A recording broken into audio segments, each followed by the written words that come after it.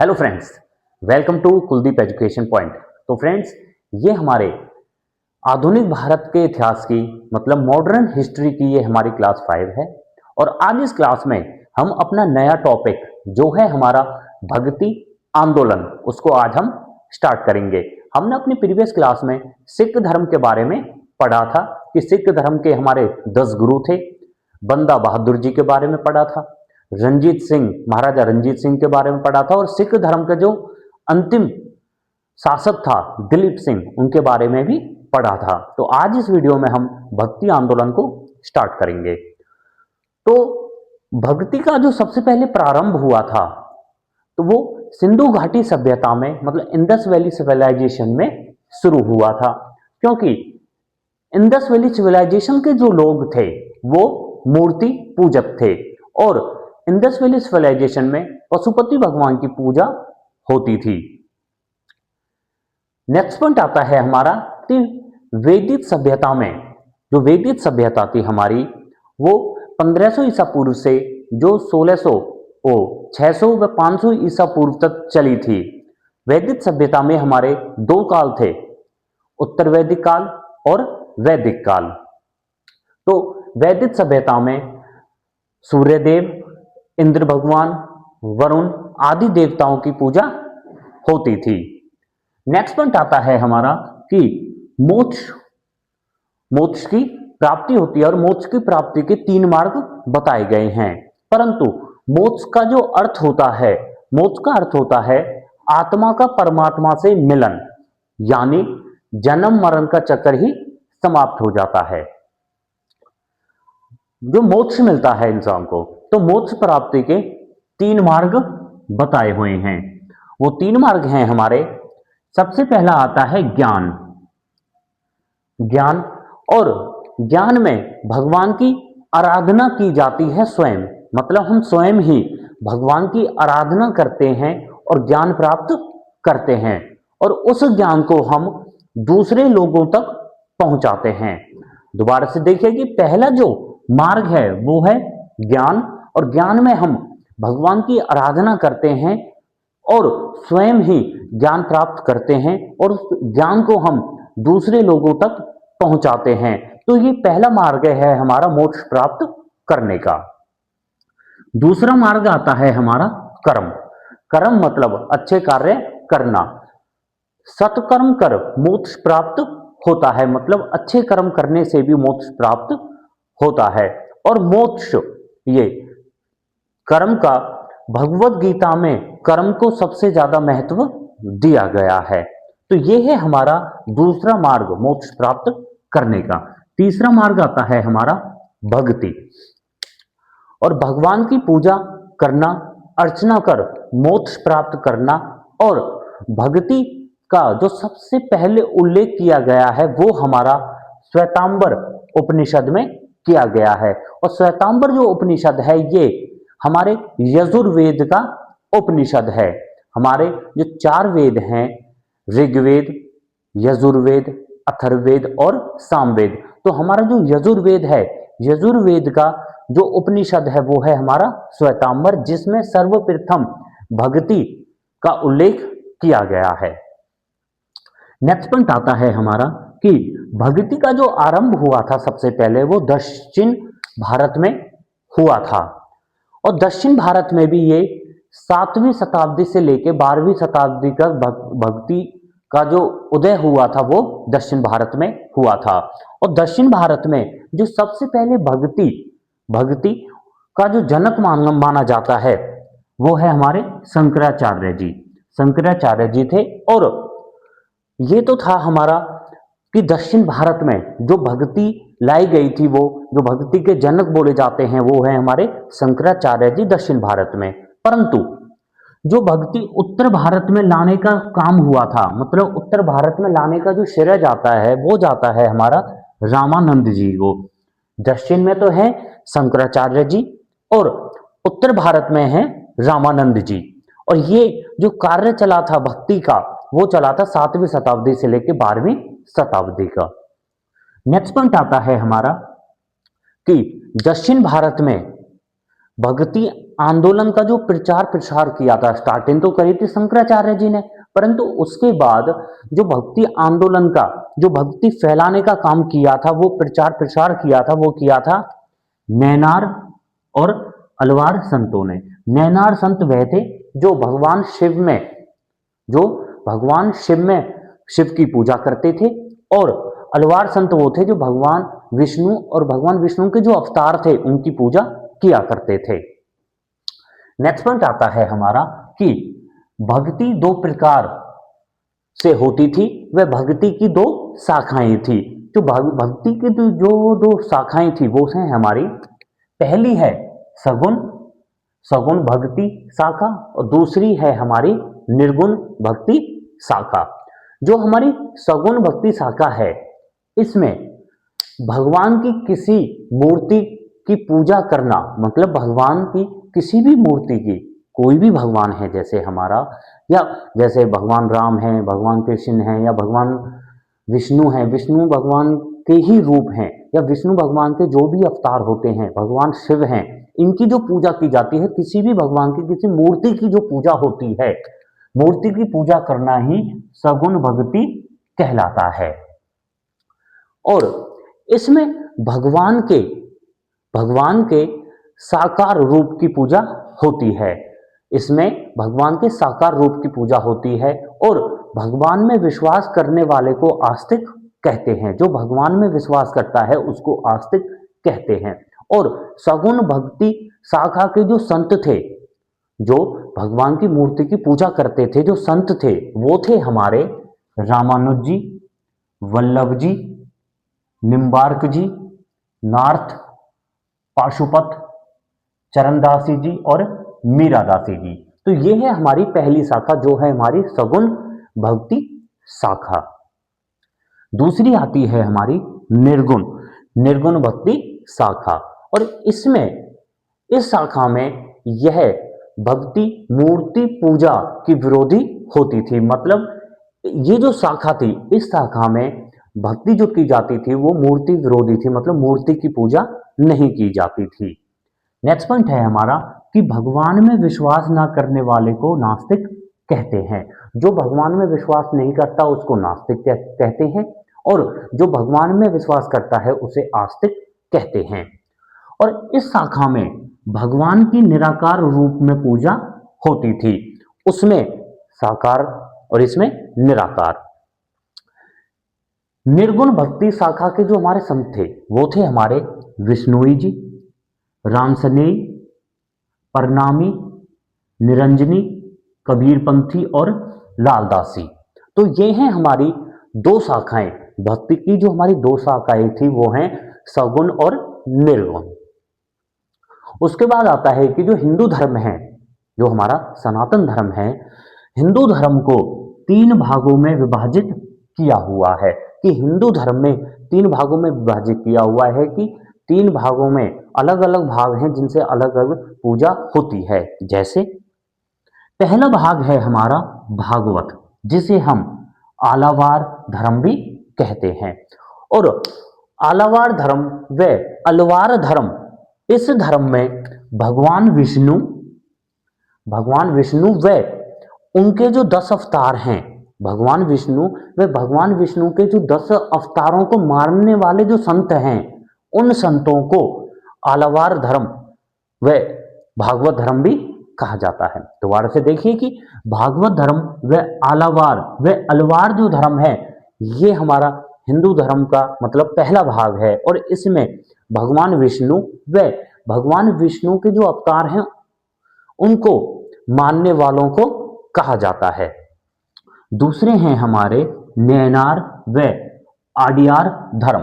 और नैन मतलब तीन, भगवान शिव की तीन आंखें थी, तो तीन मतलब नैन, आंख मतलब नैन, तो जो नैन से आता है वो होते हैं भगवान शिव व उनके अवतारों को मानने वाले जो भगत होते थे वो होते थे हमारे नैनार व आडियार धर्म के भगत। तीसरा हमारा जो भाग है वो है हमारा शाक्त धर्म। और शाक्त धर्म में जो देवियों की, मतलब इसमें तो जैसे भगवान विष्णु हैं, वे भगवान विष्णु के जो अवतार हैं, और दूसरे दूसरे में हमारे भगवान शिव व भगवान शिव के जो अवतार हैं उनको मानने वाले। परंतु जो सात धर्म है, जो हमारा तीसरा भाग है, उसमें जो देवियों की उपासना करते हैं, देवी मतलब जो देवी हैं हमारी, देवियों की उपासना करने वाले को सात धर्म में कहा जाता। तो यह है हमारे हिंदू धर्म के तीन भाग। नेक्स्ट पॉइंट आता है हमारा पहला। सबसे पहले जो हमारा भागवत व आलावार या फिर अलवार धर्म। तो अलवार धर्म में भगवान विष्णु व उनके जो 10 अवतार हैं उनको मानने वाले जो भगत हैं उनको हम कहते हैं आलावार धर्म के भगत। अलवार संतों का मानना था, जो अलवार संत थे उन संतों का मानना था कि विष्णु भगवान की भक्ति व पूजा से ही मोक्ष की प्राप्ति हो सकती है। मतलब जो आलावार धर्म के जो भगत हैं, जो संत हैं, उनका ये मानना है कि भगवान विष्णु के जो अवतार हैं उनकी पूजा करने से ही, उनकी आराधना करने से ही मोक्ष प्राप्त हो सकता है। और भगवान विष्णु व मतलब आलावार धर्म के जो प्रवर्तक हैं उन्हें वासुदेव कहा जाता है। भगवान विष्णु के जो 10 अवतार हैं, भगवान विष्णु के जो 10 अवतार हुए हैं वो हैं हमारे, पहले अवतार हैं हमारे मृत्स्य अवतार, दूसरे अवतार हैं कूर्म अवतार जो समुद्र मंथन के अवसर पर जो हुए थे, तीसरे हैं हमारे वराह अवतार। और वराह अवतार का जो सबसे ज्यादा उल्लेख मिलता है वराह अवतार का, वो मिलता है गुप्त साम्राज्य में। और गुप्त साम्राज्य में ही भगवान विष्णु के 10 अवतार, भगवान विष्णु का जो देशावर, जो सबसे पहले जो मंदिर बना था भगवान विष्णु का, वो गुप्त साम्राज्य में ही बना था। चौथे जो अवतार हैं वो हैं हमारे नरसिंह अवतार। और नरसिंह अवतार जो थे वो हिरण्यकश्यप का वध उन्होंने किया था। पांचवें हैं हमारे वामन अवतार, छठे हैं हमारे राम अवतार, सातवें हैं हमारे कृष्ण अवतार, आठवें हैं हमारे बुद्ध अवतार, नौवें हैं हमारे परशुराम अवतार और 10वें हैं हमारे कल्कि अवतार, जो अभी तक जिन्होंने जन्म नहीं लिया है। तो ये हैं हमारे 10 भगवान विष्णु के अवतार। नेक्स्ट पॉइंट आता है हमारा कि अलवार जो संत हैं, अलवार संत एकेश्वरवादी थे। वे लोगों के हृदय पर आध्यात्मिक शासन करते थे। जो हमारे कुल, वैसे तो अलवार संत बहुत सारे हैं, परंतु जो हमारे सबसे प्रथम जो 12 अलवार संत थे, जो सबसे फेमस अलवार संत हैं हमारे, जिनको देख देखकर और शिष्य बने हैं उनके और भगत बने हैं, वो हैं हमारे पहले जो अलवार संत हैं वो हैं हमारे तिरुमंगी, दूसरे हैं हमारे त्रुपान, तीसरे हैं हमारे पेरियालवार, चौथे जो संत हैं वो हैं हमारे तिरुमलिराई, पांचवें हैं हमारे पोएगई, छठे हैं हमारे भूतार, सातवें हैं हमारे नमलवार, आठवें हैं हमारे कुलशेखर, नौवें हैं हमारे पेलवरार, 10वें हैं हमारे टोंडरदीपोडी, 11वें हैं हमारे अंडाल और 12वें हैं हमारे मधुर कवि। तो ये हैं हमारे अलवार धर्म के 12 संत। और इसमें से 11 तो हैं हमारे पुरुष, परंतु एक संत है हमारी, एकमात्र जो संत महिला हैं वो है हमारी अंडाल। अंडाल जो संत हैं वो है हमारी एकमात्र महिला जो संत हैं। दूसरा धर्म आता है हमारा आडियार धर्म, जिसे हम नैनार धर्म भी कहते हैं। और इस धर्म के जो भगत व जो संत होते हैं उनका मानना होता है कि भगवान शिव के जो अवतार हैं उनको मानने से या उनकी पूजा करने से धर्म की प्राप्ति होती है। व उनके जो भगत होते हैं उनको नैनार कहा जाता है। भगवान विष्णु के जो अवतार थे उनके मानने वाले जो संत थे उनको कहा जाता था अलवार। और भगवान शिव के जो अवतार हैं उनके जो भगत होते हैं, उनके जो संत होते हैं, उनको मानने वालों को कहा जाता है नैनार। नेक्स्ट पॉइंट है हमारा कि शैव धर्म का जो उदय हुआ था वो सातवाहन वंश में हुआ था। सातवाहन वंश जब चल रहा था और सातवाहन वंश का जो संस्थापक था हमारा सिमुक, तो सातवाहन वंश के कार्यकाल में शैव धर्म का उदय हुआ था। नेक्स्ट पॉइंट आता है हमारा कि भगवान शिव के जो लिंग होते हैं जिन्हें हम शिवलिंग कहते हैं, शिवलिंग पूजा का जो प्रथम वर्णन मिला था वो मृत्स्य पुराण में मिला था। शुरुआत तो हुई थी सातवाहन वंश में जिसके संस्थापक हैं सिमुक, और जो लिंग, जो शिवलिंग के जो प्रमाण मिले थे, जो शिवलिंग की जानकारी मिली थी वो मिली थी हमें मृत्स्य पुराण में। नेक्स्ट पॉइंट आता है हमारा कि ऋग्वेद में भगवान शिव का उल्लेख मिला है, परंतु भगवान शिव के नाम से उल्लेख नहीं मिला, उसमें मिला है रुद्र।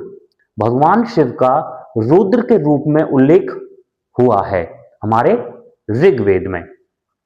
और जो भगवान शिव की भक्ति होती है उसे शैव भक्ति कहा जाता है, और जो भगवान विष्णु की भक्ति होती है उसे वैष्णव भक्ति कहा जाता है। नेक्स्ट पॉइंट है हमारा कि कौशिकी व शतपथ ब्राह्मण ग्रंथ, जो कौशिकी और शतपथ ब्राह्मण ग्रंथ थे, कौशिकी जो ब्राह्मण ग्रंथ है वो है हमारा ऋग्वेद का। ऋग्वेद के हमारे दो ब्राह्मण ग्रंथ हैं, पहला है कौशिकी और दूसरा है ऐत्रेय ब्राह्मण ग्रंथ। तो कौशिकी व शतपथ जो हमारा ब्राह्मण ग्रंथ है वो है हमारा यजुर्वेद का। तो इन दोनों ब्राह्मण ग्रंथों में भगवान शिव के 8 रूपों का वर्णन मिला है। नेक्स्ट पॉइंट आता है हमारा कि भारत में भगवान शिव के 18 अवतार बताए गए हैं, वह भगवान शिव के 18 अवतार माने गए हैं, और भगवान विष्णु के 10 अवतार माने गए हैं। 9 अवतार जो हमारे जन्म ले चुके हैं और 10वें अवतार भगवान कल्कि जिन्होंने अभी तक जन्म नहीं लिया है। नेक्स्ट पॉइंट आता है हमारा कि भारत में शैव धर्म की 12 शाखाएं हैं। शैव धर्म की 12 शाखाएं हैं। नेक्स्ट पॉइंट आता है कि नैनारों की संख्या, नैनार संत जिनका मानना है कि भगवान शिव की पूजा करने से मोक्ष प्राप्त होता है, तो नैनार जो संत हैं, नैनार संतों की जो संख्या है वो है 63 बताई गई है। और इन 63 में से जो हमारे मुख्य नैनार संत हैं वो हैं हमारे तिरुनावुक रासु, तिरुज्ञान संबंधर, सुंदर मूर्ति और मणि कवाचगर और अपगर, ये हैं हमारे प्रमुख संत, प्रमुख नैनार संत। और प्रमुख ये जो नैनार संत हैं इनकी संख्या है 63। नेक्स्ट पॉइंट आता है हमारा कि शैव संप्रदाय के अंतर्गत प्रणीत भक्ति गीत त्रुपांड्यम त्रुमुडे कहे जाते थे। मतलब कि शैव संप्रदाय के अंतर्गत जो भक्ति गीत होते थे शैव संप्रदाय के अंतर, उनको कहा जाता था तिरुपांड्यम या फिर तिरुमुडे, और इनकी संख्या होती थी 11 इन गीतों की संख्या होती थी। और ये जो गीत होते थे ये होते थे तमिल भाषा में। नेक्स्ट पॉइंट आता है हमारा कि ये जो हमारे 11 गीत हैं शैव संप्रदाय के, जो ये 11 गीत हैं हमारे, इन 11 गीतों को व्यवस्थित करने का जो श्रेय जाता है वो जाता है नंबी अंडार नामदिक को प्राप्त हुआ था। और ये हमारे जो नाम्बी अंडार नामकी जो हैं ये समकालीन थे चोल शासक राजाराम प्रथम व राजेंद्र प्रथम के। नेक्स्ट पॉइंट आता है हमारा कि उस समय जो हमारा ये 6वीं शताब्दी से 9वीं शताब्दी के अंतर्गत जो हमारा ये धर्म चल रहे थे, जो भक्ति आंदोलन चल रहा था, तो उस समय भक्तों व संतों की जो भाषा होती थी वो तमिल व संस्कृत भाषा होती थी। ज्यादातर जो ग्रंथ व जिस भाषा का ज्यादा यूज किया गया है वो है हमारी तमिल भाषा। तो सबसे पहले तो ये थे हमारे जो हिंदू धर्म को 3 भागों में विभाजित किया हुआ था, ये हमारे धर्म है। उसके बाद आता है कि हमारे शंकराचार्य जी हैं, शंकराचार्य जी, और शंकराचार्य जी को दक्षिण भारत में हिंदू धर्म का संस्थापक कहा जाता है, या दक्षिण भारत में जो भक्ति का जो शुरुआत करी थी वो करी थी शंकराचार्य जी ने। और शंकराचार्य जी का जो जन्म हुआ था वो 788 ईस्वी को केरल के अलवर नदी के तटवर्ती ग्राम कलादी में हुआ था।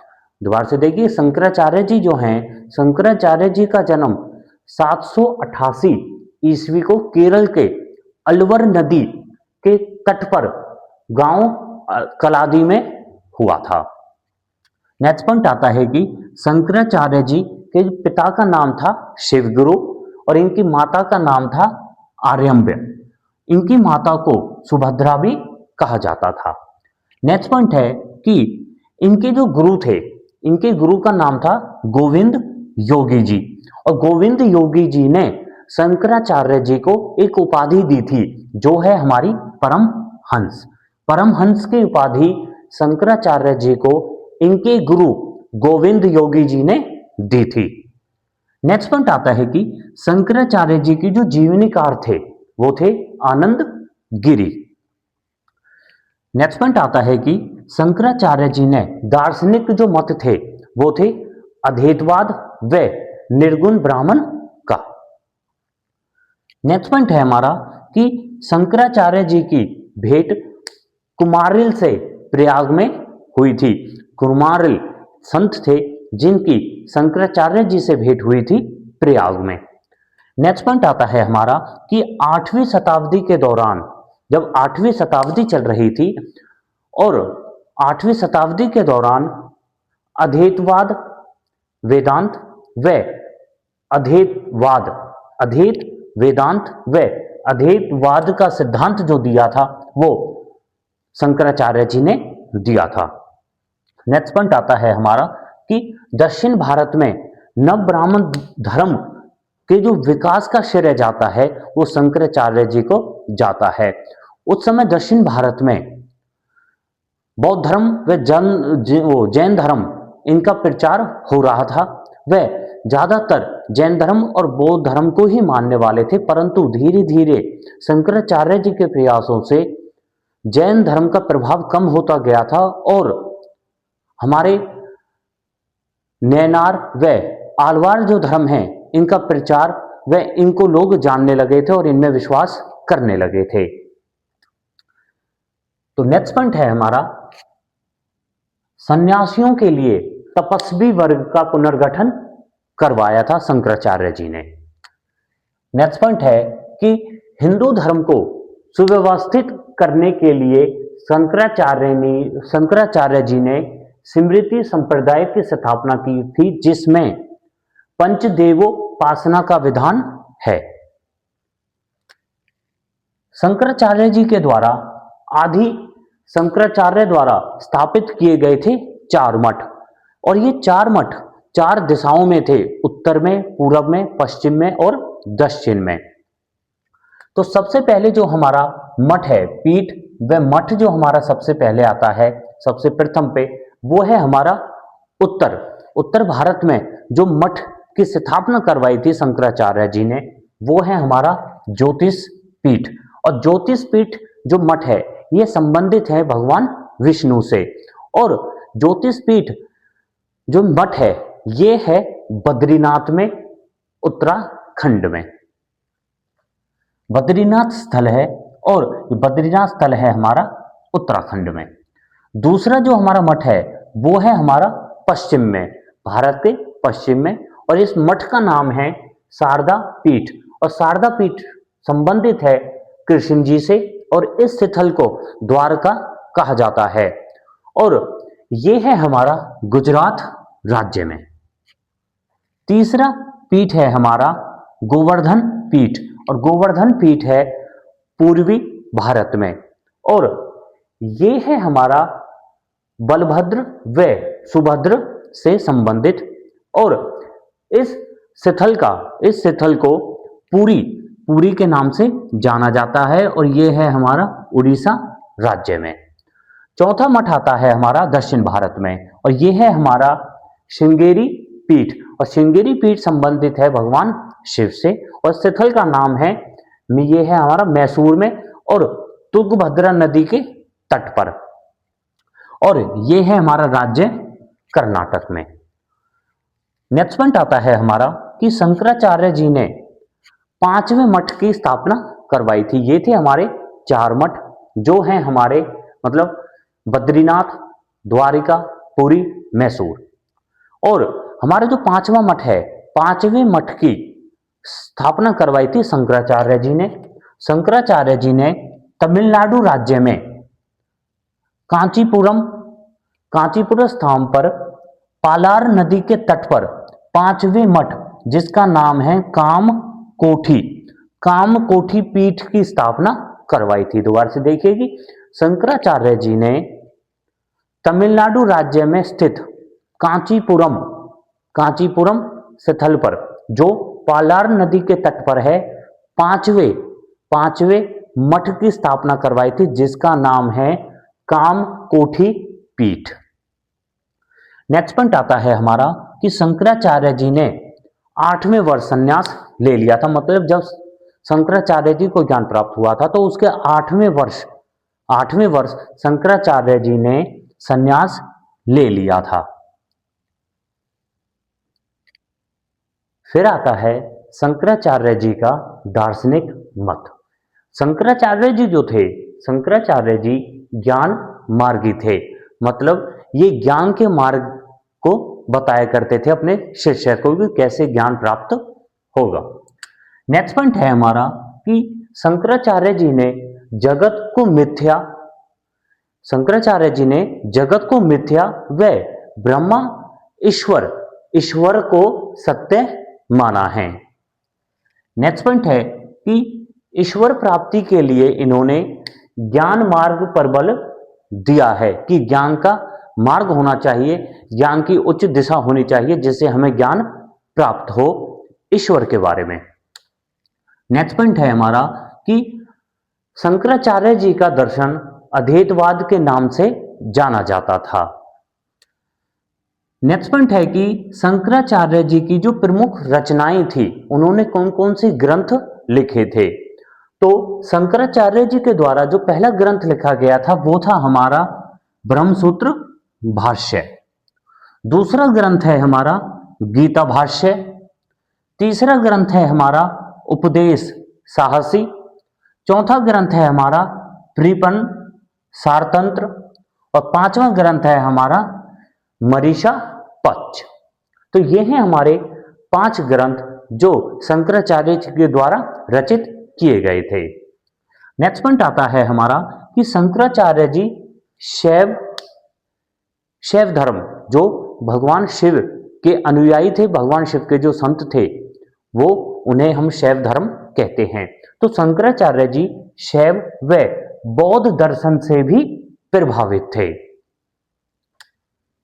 नेक्स्ट पॉइंट आता है हमारा कि शंकराचार्य जी बौद्ध दर्शन से प्रभावित थे, और बौद्ध धर्म जो था, जिसके संस्थापक गौतम बुद्ध थे, तो बौद्ध धर्म की 4 बौद्ध सभाएं हुई थी, और जो चौथी बौद्ध सभा थी, जो 98वें ईस्वी में हुई थी, वो बौद्ध सभा कुषाण वंश के कनिष्क शासक के शासनकाल में हुई थी।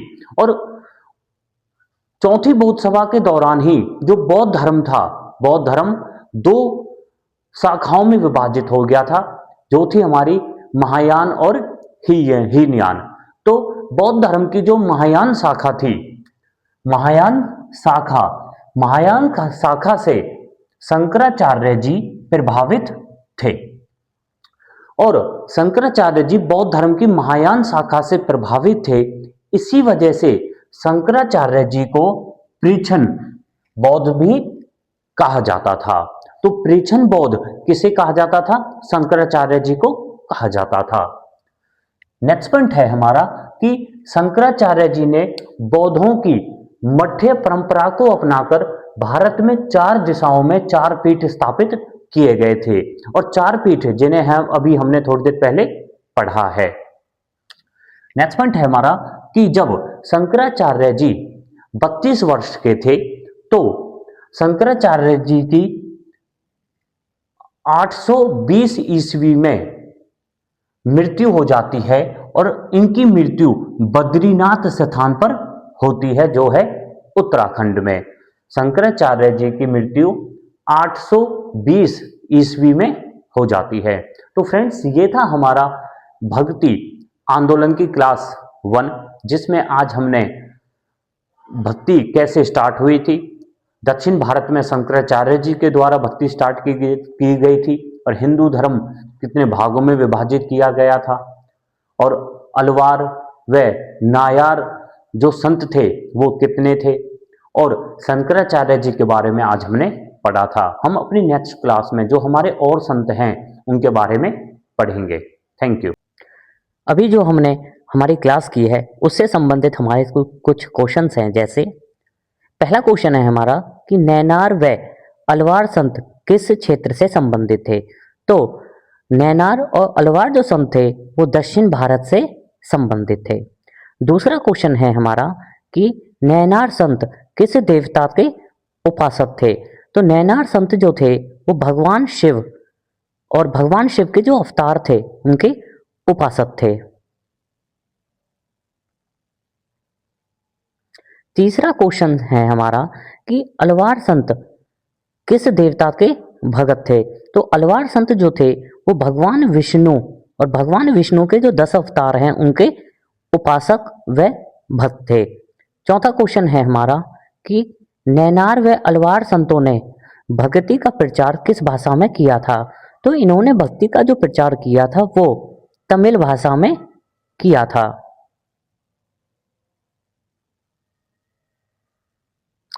पांचवा क्वेश्चन है हमारा कि नैनार संतों की संख्या कितनी थी? तो नैनार संतों की संख्या थी 63। नैनार संत जो भगवान शिव व भगवान शिव के जो अवतार थे उनके भगत थे व संत थे।